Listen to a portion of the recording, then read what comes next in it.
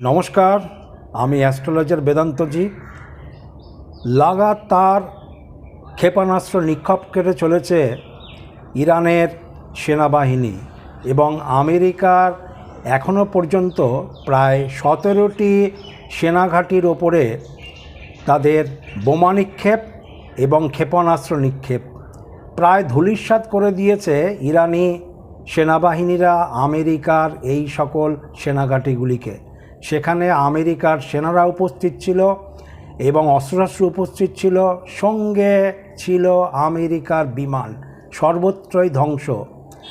মধ্যপ্রাচ্যের প্রায় 17টি ঘাঁটির ওপরে এবং যে সকল দেশে, বিশেষ করে কাতার, কুয়েত, বাহরিন, ইরাক, এই সকল দেশের ওপরে 17টি যে আমেরিকার সেনাঘাঁটি রয়েছে সেটা গতকাল একদম নিঃশেষ করে ছেড়েছে ইরানি সেনাবাহিনী তাদের ক্ষেপণাস্ত্রের দ্বারা। এবং যুদ্ধের যে গতি প্রকৃতি, ক্রমশ তার উত্তাপ বাড়ছে এবং যত দিন যাচ্ছে ততই বাড়ছে। 1 মার্চ 2026 রাত্রি 9টা থেকে আরম্ভ হয়েছে ইরানের সেনাবাহিনীর লাগাতার আক্রমণ এবং তারা সাকসেস। আমেরিকা বর্তমানে যুদ্ধের বিষয়ে যথেষ্টই চিন্তিত এবং একটার পর একটা সেনাঘাঁটি প্রায় নিশ্চিহ্ন করে দিয়েছে। শুধু তাই নয়, আমেরিকার যেটা গর্ব এবং আমেরিকার যেটা গৌরব ছিল, আমেরিকার বিমান বাহিনী অর্থাৎ এয়ারফোর্স, সেই এয়ারফোর্সকেও দুর্বল করে দিয়েছে ইরানের সেনাবাহিনী। গতকাল আপনারা নিউজগুলিতে দেখতে পেয়েছেন একটানা পরপর 3টে F-16 যুদ্ধবিমান, যেটা আমেরিকার গর্ব এবং যেটা দিয়ে আমেরিকা কোটি কোটি টাকা ব্যবসা করে বিভিন্ন দেশকে বিক্রি করে। ইরানের ক্ষেপণাস্ত্র আমেরিকার F-16 বিমানকে মাটিতে ধূলিসাৎ করে ছেড়েছে এবং প্রত্যেকটা আন্তর্জাতিক সংবাদ মাধ্যমে সেটা দেখা গেছে। একটার পর একটা F-16 ধ্বংস এবং ইরানের জয় জয়কার।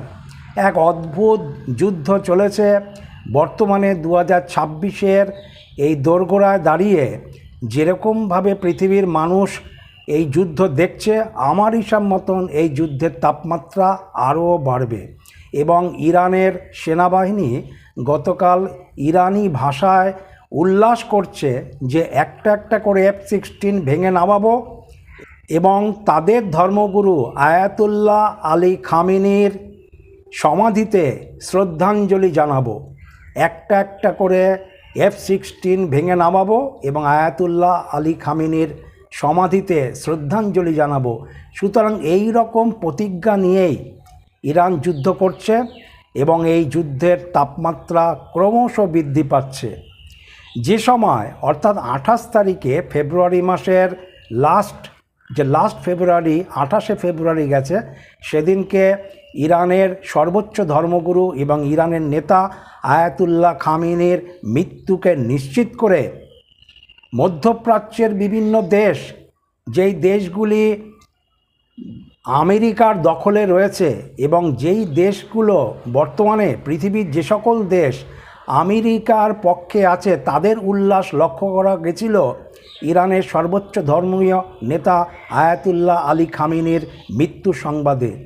এবং সর্বশেষ প্রেসিডেন্ট ডোনাল্ড ট্রাম্প যেরকম উল্লাসের সাথে উনি বক্তব্য পেশ করেছেন, তাতে বোঝাই গেছিল যে যুদ্ধ বোধহয় আর হবে না এবং যুদ্ধ এখানেই সমাপ্ত। আয়াতুল্লাহ আলী খামেনির মৃত্যুর মধ্য দিয়ে যুদ্ধের সমাপ্তি ঘটছে। সবার আশঙ্কা সেটাই ছিল এবং বড় বড় যারা রাজনৈতিক বিশ্লেষক আছে তারাও একই কথা বলেছিল।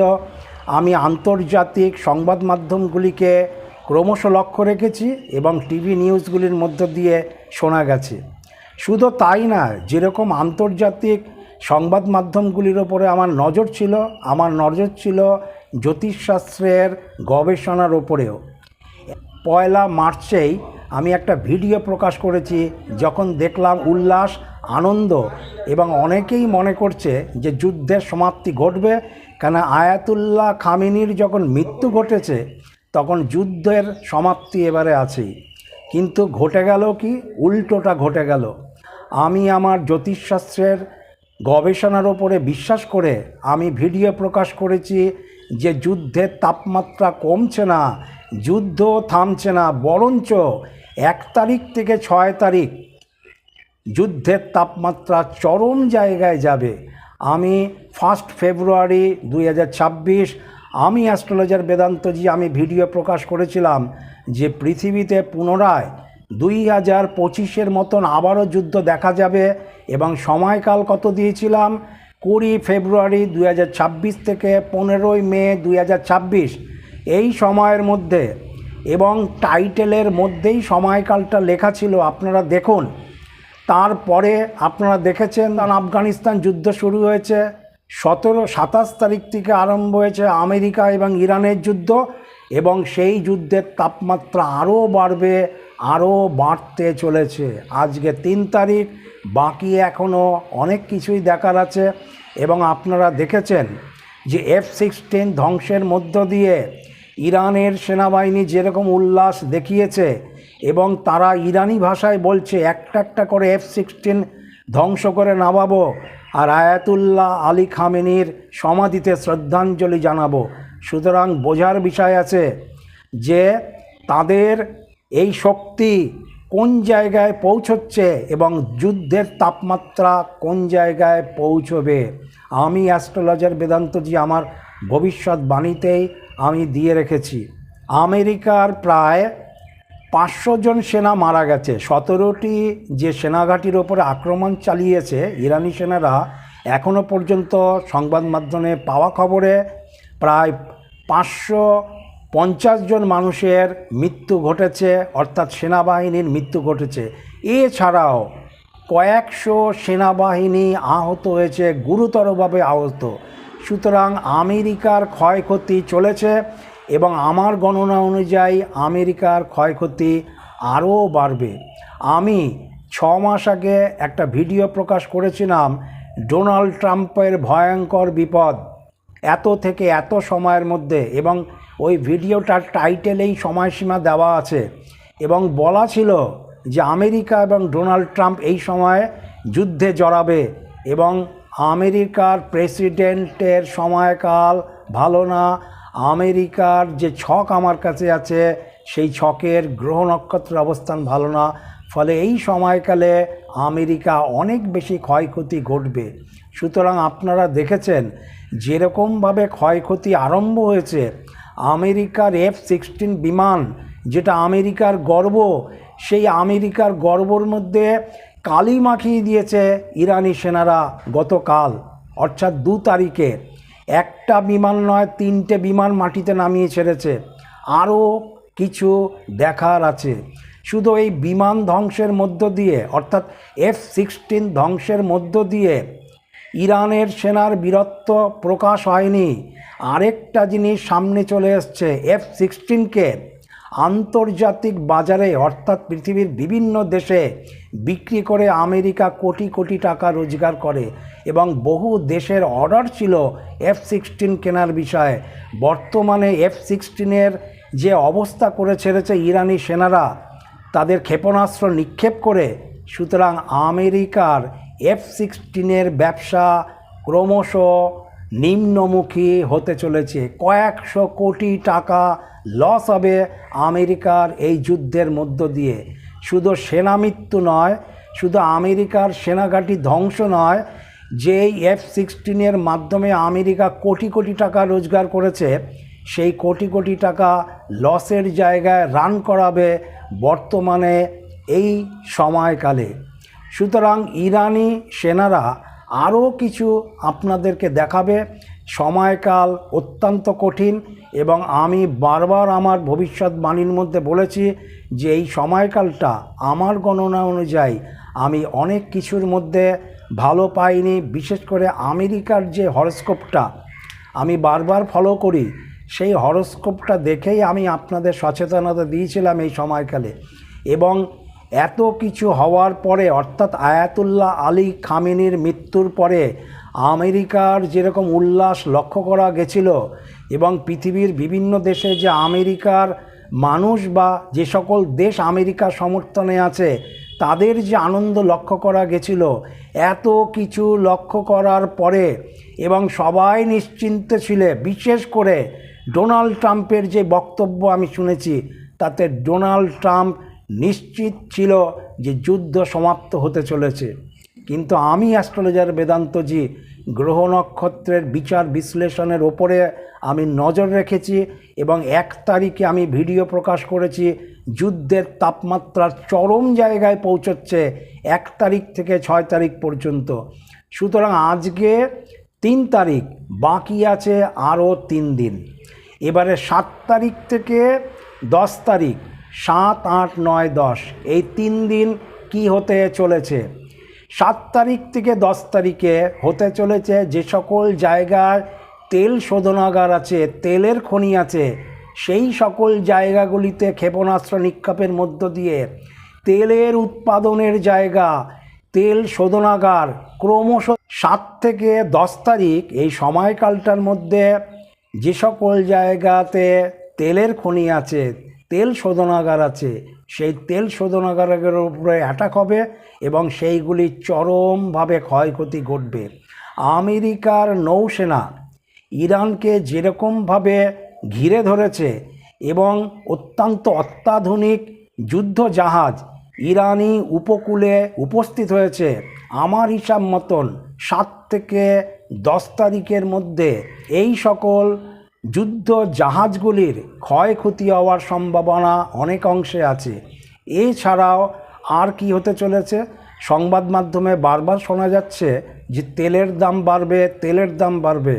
আমার হিসাব মতো 7 থেকে 10 তারিখের মধ্যে আন্তর্জাতিক পর্যায়ে তেলের দাম হতে চলেছে এবং তেলের জায়গাতে অসুবিধা হবে, তেলের খনির ক্ষয়ক্ষতি হবে, তেল শোধনাগারের ক্ষয়ক্ষতি হবে।